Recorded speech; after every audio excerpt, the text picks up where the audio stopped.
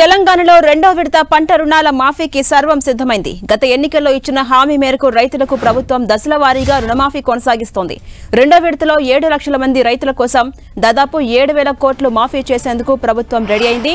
ఇవాళ మధ్యాహ్నం 12 గంటలకు శాసనసభ ప్రాంగణంలో ఏర్పాటు చేసే కార్యక్రమంలో ₹1,50,000 వరకు ఉన్న రుణాల మాఫీకి సీఎం రేవంత్ రెడ్డి నిధులు విడుదల చేయబోతున్నారు. గత అసెంబ్లీ ఎన్నికల సమయంలో అధికారంలోకి రాగానే రైతులకు ₹2 లక్షల వరకు రుణమాఫీ చేస్తామని కాంగ్రెస్ హామీ ఇచ్చింది. రైతు రుణమాఫీకి మార్గదర్శకాలు కూడా విడుదల చేసింది. పాస్బుక్లు ఉన్న వారందరికీ రుణమాఫీ చేస్తామని ప్రకటించింది.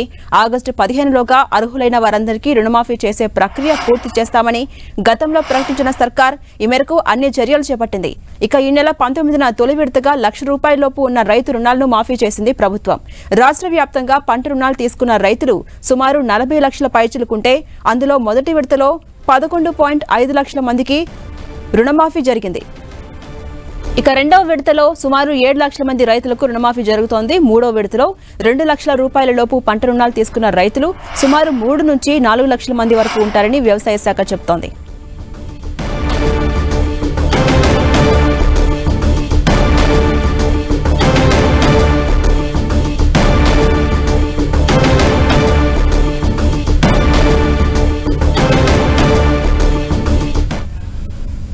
ఇక అప్డేట్స్ మా ప్రతినిధి కొండల్ అందిస్తారు. కొండల్, ఇవాళ రెండో విడత పంట రుణాల మాఫీకి తెలంగాణ సర్కార్ రెడీ అయింది. మొత్తం 7,000 కోట్లను రిలీజ్ చేయబోతున్నారు సీఎం రేవంత్ రెడ్డి. అప్డేట్స్ ఏంటి దీనికి సంబంధించి?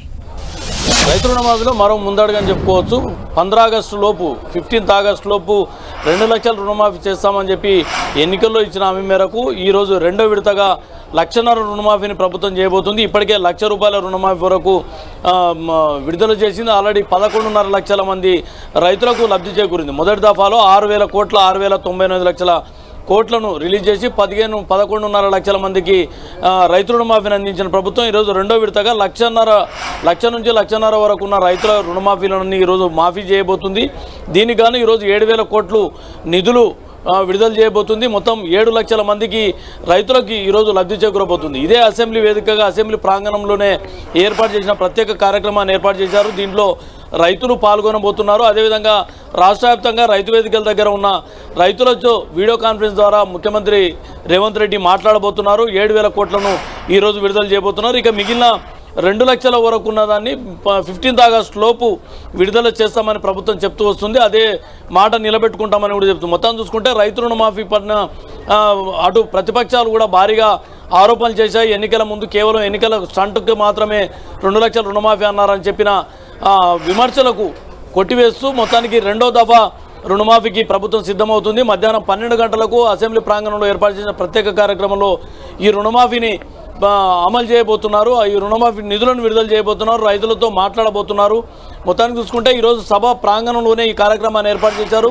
6వ రోజు అసెంబ్లీ సమావేశాలు ప్రారంభం కాబోతున్నాయి. మరికొద్దిసేపట్లో ఈరోజు కూడా 19 పద్ధతులపైన చర్చ జరగబోతుంది. నిన్న సుదీర్ఘంగా అంటే రాష్ట్ర అసెంబ్లీ చరిత్రలో ఉమ్మడి రాష్ట్ర అసెంబ్లీ చరిత్రలో ఎప్పుడూ లేనంత సుదీర్ఘకాలం అసెంబ్లీ జరిగింది. మొత్తం 17 గంటల 25 నిమిషాల పాటు అసెంబ్లీ ఏకదాటిగా కొనసాగిన పరిస్థితి. మొత్తం 19 పద్ధతులపైన చర్చ జరిగింది. ఈరోజు కూడా మరో 19 పద్ధతులపైన చర్చ జరగబోతుంది. ఈరోజు చాలా పద్ధతులపైన మరోసారి సభ దద్దరిల్లే అవకాశం ఉంది. ముఖ్యంగా రెవెన్యూ అనుకోండి, అదేవిధంగా ఇరిగేషన్, సివిల్ సప్లైస్, ఈ 3 శాఖలకు సంబంధించి కూడా ప్రధానంగా ఈరోజు దీనిపైన సభలో మారుమ్రోగే అవకాశాలు ఖచ్చితంగా కనిపిస్తున్నాయి. ఎందుకంటే ధరణికి సంబంధించి రెవెన్యూకి సంబంధించిన అంశంగా ఉంటుంది. ధరణిలో భారీగా అవకతవకలు జరిగాయి. దానిపైన ఇప్పటికే ఒక సబ్ కమిటీని వేసి అధ్యయనం కూడా ప్రభుత్వం చేస్తున్న పరిస్థితి ఉంది. ఇప్పటికే ధరణిలో రైతులకు సమస్యల పరిష్కారానికి కృషి చేస్తున్న పరిస్థితి. ఈ నేపథ్యంలోనే మరోసారి సభలో ఈ ధరణి అంశం ప్రస్తావనకు వచ్చే అవకాశం ఉంది. అధికార పక్షం బీఆర్ఎస్ ను టార్గెట్ చేసే అవకాశం కూడా స్పష్టంగా కనిపిస్తుంది. మరోవైపు ఇరిగేషన్, సివిల్ సప్లైకి సంబంధించి కూడా మరో ప్రధానమైన చర్చ జరిగే అవకాశం ఉంది. విపక్ష అధికార పక్షాల మధ్య వాడివేడి చర్చకు కారణమయ్యే అవకాశం ఉంది. ఇరిగేషన్ సంబంధించి ఇప్పటికే బీఆర్ఎస్ ప్రభుత్వ హయాంలో ఇరిగేషన్లో భారీ అవకతవకలు జరిగాయి, అవినీతి జరిగిందని చెప్పి కాంగ్రెస్ పార్టీ ఆరోపిస్తూ వస్తుంది. ఇప్పుడు ప్రభుత్వం అధికారంలోకి వచ్చిన నేపథ్యంలో కాళేశ్వరం మేడిగడ్డకు సంబంధించి ఇప్పటికే విజిలెన్స్ విచారణ కొనసాగుతుంది. మరోవైపు ఎన్డీపీఎస్ రిపోర్ట్స్ కూడా ఇస్తున్న పరిస్థితి ఉంది. ఒకవైపు కాళేశ్వరం నీళ్లను ఎత్తిపోయాలని బీఆర్ఎస్ సూచిస్తున్న పరిస్థితి ఉంది. ఈ నేపథ్యంలోనే మేడిగడ్డ కుంగిబాటుకు సంబంధించి కూడా మరోసారి ఇరిగేషన్ చర్చలో భాగంగా మరోసారి తెరమీదకు వచ్చే అవకాశం ఉంది. వాడి వేడి చర్చ జరిగే అవకాశం అయితే స్పష్టంగా కనిపిస్తుంది. Right, thank you Kondal.